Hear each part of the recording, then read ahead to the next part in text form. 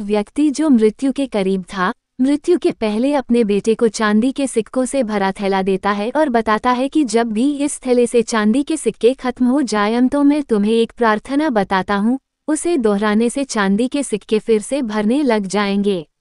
उसने बेटे के कान में 4 शब्दों की प्रार्थना कही और वह मर गया।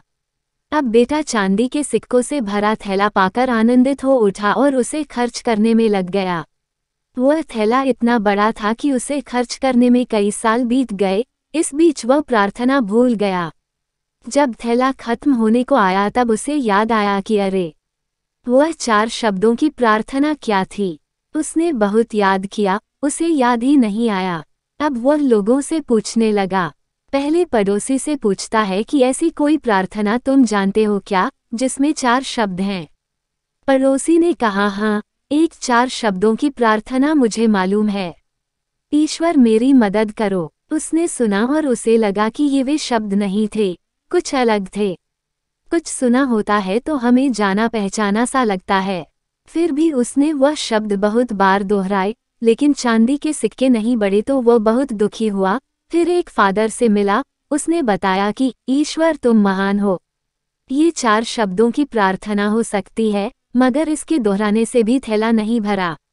वो एक नेता से मिला, उसने कहा ईश्वर को वोट दो। ये प्रार्थना भी कारगर साबित नहीं हुई। वह बहुत उदास हुआ। उसने सभी से मिलकर देखा मगर उसे वह प्रार्थना नहीं मिली जो पिताजी ने बताई थी। वह उदास होकर घर में बैठा हुआ था, तब एक भिखारी उसके दरवाजे पर आया। उसने कहा, सुबह से कुछ नहीं खाया, खाने के लिए कुछ हो तो दो। उस लड़के ने बचा हुआ खाना उस भिखारी को दे दिया। उस भिखारी ने खाना खाकर बर्तन वापस लौटाया और ईश्वर से प्रार्थना की, तारांकन, हे ईश्वर तुम्हारा धन्यवाद। तारांकन अचानक वह चौंक पड़ा और चिल्लाया कि अरे, यही तो वे 4 शब्द थे। उसने वे शब्द दोहराने शुरू किए, हे ईश्वर तुम्हार धन्यवाद, और उसके सिक्के बढ़ते गए, बढ़ते गए। इस तरह उसका पूरा थैला भर गया।